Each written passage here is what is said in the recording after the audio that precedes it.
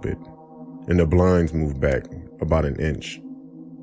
Drew put his hand down, and the both of us looked at the window.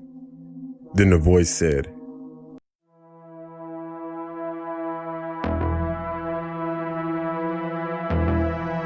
"Nightmare Files."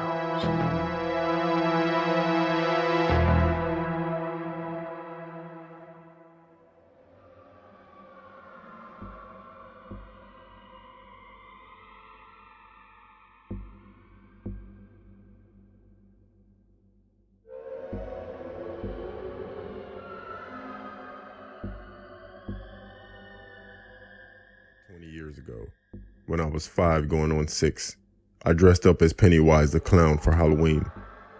I wore the costume all day due to my school letting us wear them for parties in our classes. When we were dismissed from school, my father met me with a pleasant surprise. He was dressed in a yellow raincoat and had a hat on, and he was Georgie from the movie It. He held my hand as we went to the car, then we drove home. A few hours go by, and my father took me out to go trick-or-treating because my mother wasn't feeling too well. The night went on as scheduled, kids bombarding doors for candy, teenagers scaring each other, and parents losing their kids. Everyone loved our costumes. Again, I was Pennywise the clown and he was Georgie from the 1990 It. My father held my hand in between each house and waited at the end of each driveway. One house took longer than others, and I remember that I was very anxious. Once I received my candy, I remember that there were more people than usual, and I had to run through a crowd to get to my father. I reached him, held his hand, and off we went, but it was the opposite direction of where we initially were going. I didn't think anything of it because of how young I was. We went down one of the dark back streets where our garbage was picked up for some reason, and we were walking unusually fast. I remember that I said, "Daddy," but my father started moving faster and didn't answer me. Then all of a sudden, I heard my name yelled out from about 25 yards behind us, and it was my father's voice. I looked back and it was my father. I looked up at the person that I was walking with, and he had on the same costume as my dad, but when I looked closer, I noticed it wasn't him. I looked at my dad and yelled out to him. The man then let me go, and as soon as he saw my father, he started running, and my father was running full speed at us. The man took off down the alley, then through a backyard. My father reached me and he was out of breath while he was hugging and kissing me, also asking me if I was okay. My father called the cops and explained to them that he lost track of me in a huge crowd at one of the houses and that there was some sick guy roaming our neighborhood. Once we got home, he told my mother everything that happened. He told her that a crowd gathered and some random guy with some costume the same as him walked up to him while I approached the porch. He told her that the guy said I was a cute kid. They wanted to just snatch me up in a joking manner. Then the crowd gathered even more, and he lost track of me until he saw us turn the corner onto the back street, and that's when he started to run after us and yell my name. Now looking back, I bet my father was losing his mind and probably wanted to kill that guy when he saw us together. Until this day, I'm grateful that my father found us when he did, because who knows what would have happened to me.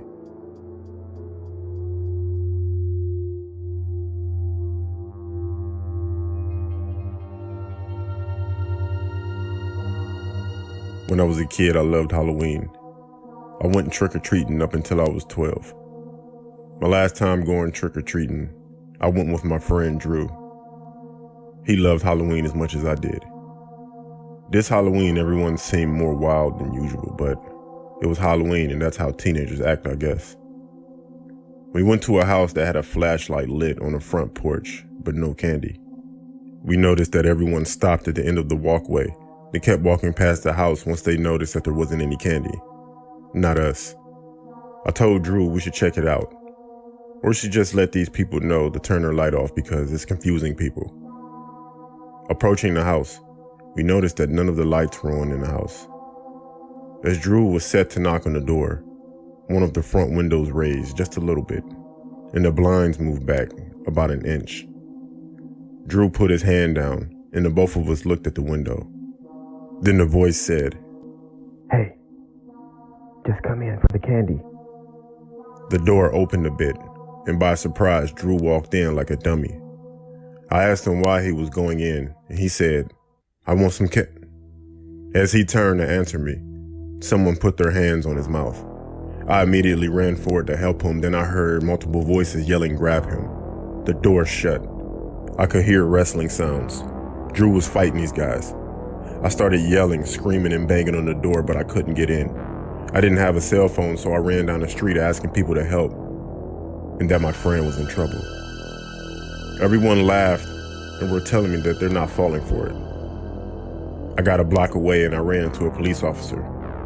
I told him what was going on, but he was very skeptical due to it being Halloween. He put me in his car, and I showed him where the house was. As we were pulling up to the house, I saw my friend's body on the front lawn with people just walking past. I started yelling and screaming to the cop that it was my friend and he needs the help. The police officer believed me once we got up to my friend. He was bloody. Luckily, he was alive, but those guys beat him pretty badly. Then they dropped his body and left. The police officer told us that the house was abandoned, and that's why we didn't notice any lights on. My friend is pretty much scarred for life, especially being that people were walking past him as if he were a Halloween ornament and laughing. But luckily, that cop listened to me. And honestly, I haven't celebrated Halloween since.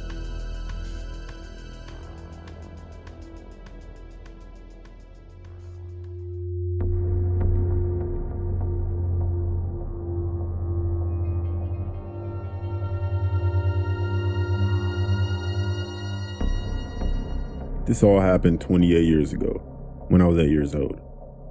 My mother and my father would often take me to visit my grandparents for Halloween. My aunt lived 2 houses down from my grandparents, and I could go trick-or-treating with my cousins. Between my grandparents' place and my aunt's place, there was an old dilapidated house. We always skipped it when we went trick-or-treating Halloween night because the woman who lived there gave us the creeps. She was very big, like a huge woman. She was over 6 feet tall, and wore chains around her neck and heavy work boots. There was obviously something very wrong with her. Whenever we went back and forth between my aunt's place and my grandparents' place, we always had to run past the woman's house because she was always standing at her windows watching us.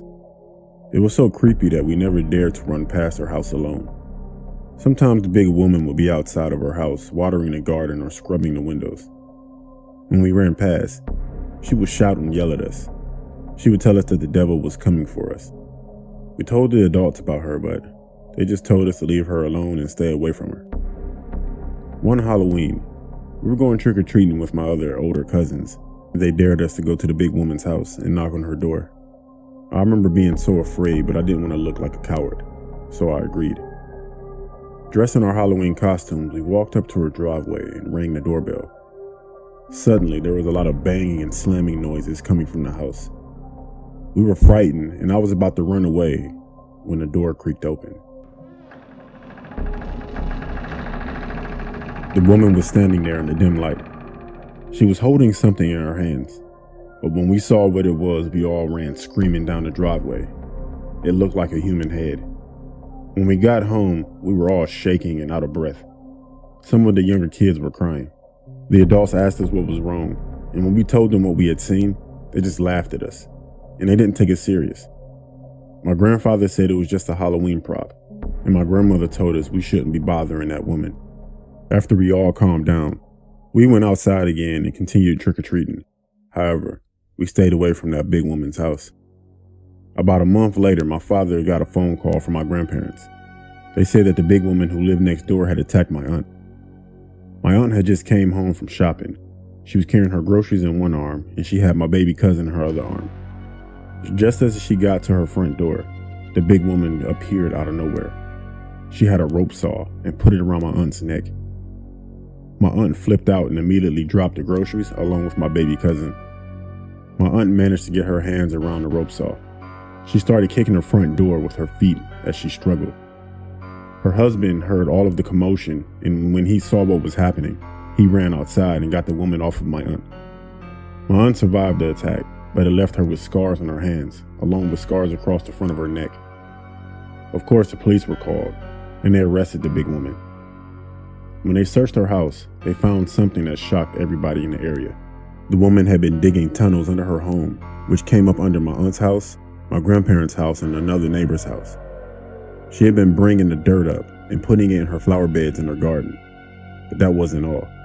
The most chilling discovery was that she had also built some kind of shrine under her house with candles and other stuff on it. At the center of the shrine was a real human head.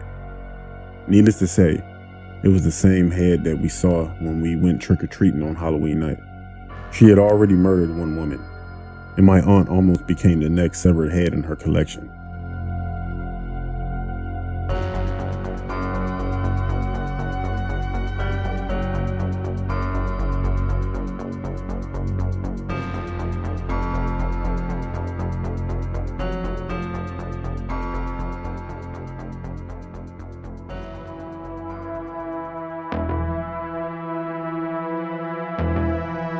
Nightmare Files.